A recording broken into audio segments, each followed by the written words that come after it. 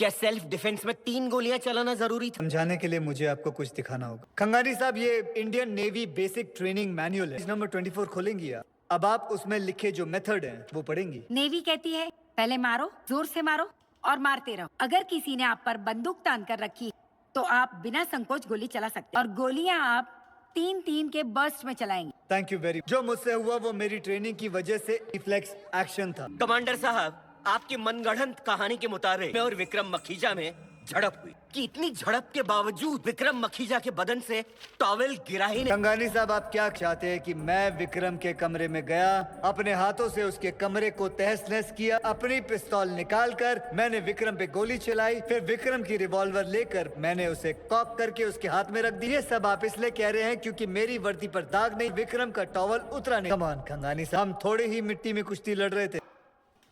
I now rest my case। नामे और mister दास के कहने से ये बात साबित हो जाती है कि विक्रम छोटी छोटी बात पे अपना आपा खो बैठता था और बात बात पे अपनी बंदूक निकाल लेता था। मैंने उसका ये बिहेवियर पहले भी देखा है, इसलिए मैंने भी अपनी पिस्तौल साथ ले जाना ठीक समझा। और उस रोज जब मैं विक्रम से बात करने गया, विक्रम, क्या बात है कमांडर साहब? क्या तुम सिंथिया से शादी करोगे?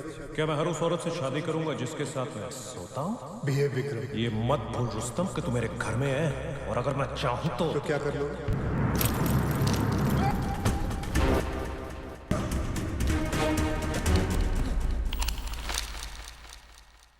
मुझसे गोली चली है, लेकिन माय लॉर्ड सिर्फ सेल्फ डिफेंस के लिए। कमांडर साहब, क्या सेल्फ डिफेंस में 3 गोलियां चलाना जरूरी था?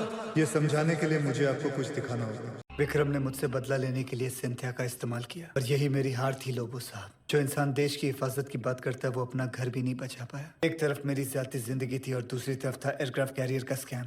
And that is the reason I planned everything। Sir, मैं आपसे कुछ। मुझे मालूम है तुमने क्यों फोन किया।